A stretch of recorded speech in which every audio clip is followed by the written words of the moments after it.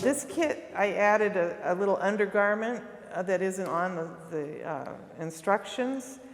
The undergarment represents the white collar that's worn underneath a kimono. So we fold that and we glue the little head. Yeah, she's a very skinny person there. We glue that onto it, onto her body. And then we're going to fold the collar across to make a V-shaped neckline. Always folding with what would be her right hand over first, and then the left hand, and make them match. Now she's dressed in her underwear. Since the obi is the most important part of the girl doll's outfit, we'll save that to do her obi with. And instead we'll use the double-sided origami paper. Now, we have to decide whether we want the red outside or the pink outside. And I'm going to put the red outside. So we fold the collar in to the inside pink about, I don't know, ½ an inch, and then we fold it back out again to the outside, half that much, so that would make it 1/4 of an inch. And then down at the hem, we fold up half that much, which would make it like about an 1/8 of an inch. And that's not very much down there, but it's important because it protects the bottom of the kimono from tearing when we start doing some of the folding, and it gets a little strenuous on the bottom for the girl doll. Okay, so having made those folds, we got to put this kimono on our doll. So we put a little bit of glue in there, and we line up the body right down the center, equal amounts on both sides. And because she's got 2 collars on, we want it to line up with the other collars in such a way that when we fold this down, we see just a little sliver of that white collar showing on that side. And we again fold from the doll's right hand first, and then the left hand, and try to make both folds match as much as possible. If you want a really pretty looking doll, you want these lines to be the same. Okay, now comes the trickiest part. To get the flare that you see at the bottom of the dress there, we have to get this corner to go all the way to that side of the doll. At the same time, we're making this shoulder up here no wider than the collar is, and holding that in place. And then we have to get this fold smoothed down in between. It's a little bit tricky, but once you do it, it's not that hard. And then you do the same thing on the other side. This time you have to kind of use your imagination, because we've taken away the other side of the doll there. It's not there anymore. So you have to use your imagination, but you're going to take this one and put it over there where the other side of the doll used to be. And again, trying to get both of the shoulders to match as closely as possible to each other. And when you do this, you're holding both the pieces of paper at the same time.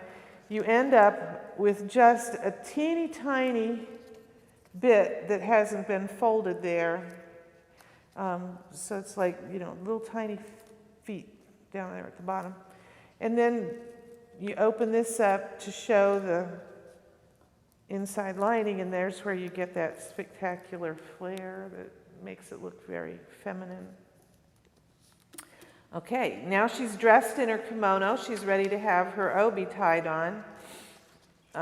We need to make a square here.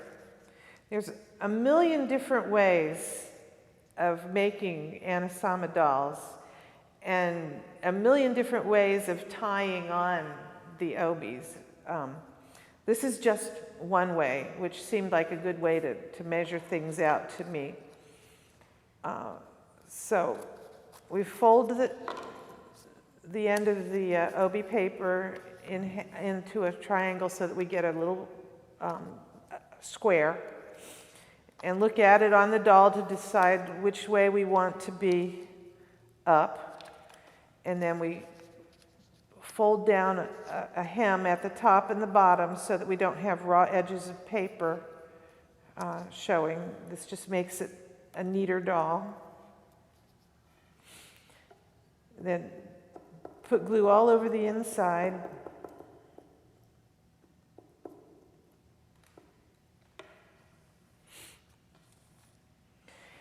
And you see the doll's left with a little hole like in the middle there. It can be taken away if you're very careful in how you fold, but for a girl doll that's going to wear the obi, it doesn't matter. We're just going to leave that hole there, and we're going to use the obi to cover it up. The obi should cover up the bottom of her collar, and you should be just below the shoulders that you made. Should cover up any white spots that are left in the middle. Then we fold it around to the back side. That's the obi in place. The next thing that we need is the bow that goes on the obi. That's the rest of the paper that we have here.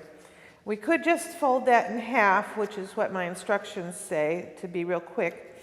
But if you want a really neat finish to it, like on the rest of the obi, leave yourself a little bit of space at the bottom between where you fold this over and the other side. Fold that up over the paper. Then you slip the top piece out from under it. Fold that back and put the glue on that piece. Then close the top back down on it. And that gives you a cylinder of paper that's got a fold at the top, a fold at the bottom, and the raw edge is practically hidden there along the bottom. Okay, what do we do with this? Well, we fold it into a V shape. It's supposed to represent the folds of a obi bow that's been looped over and has the ends hanging down. And that's going to be glued down right against the top edge of the obi on the back.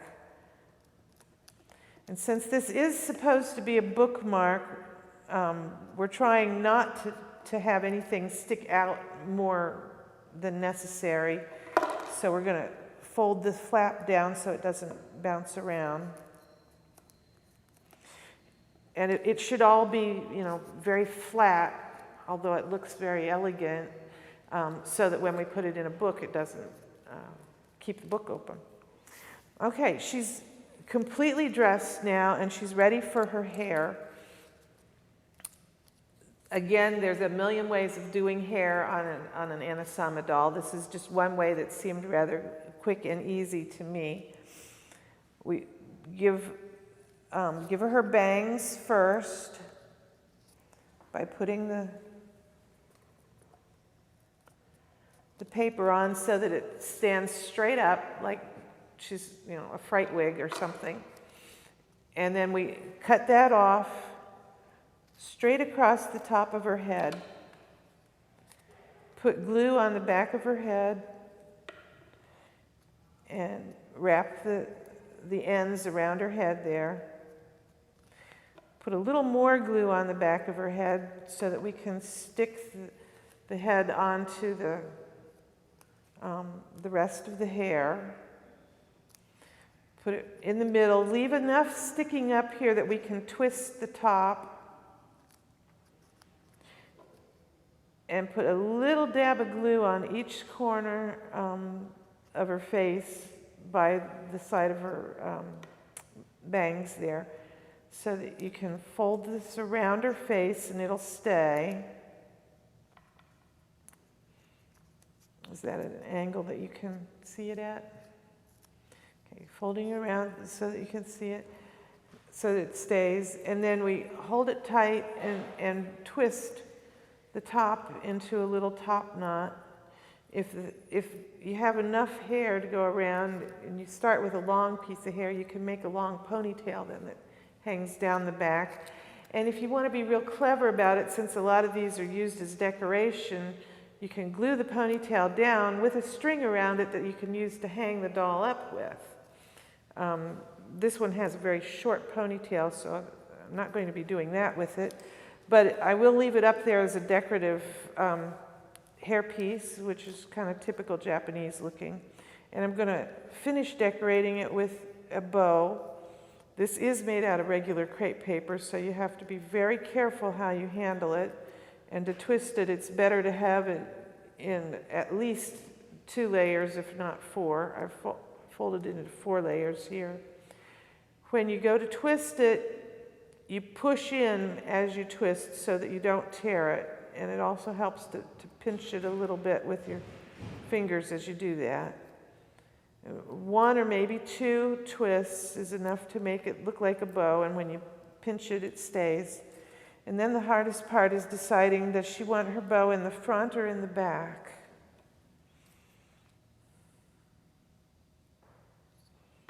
A little bit of glue.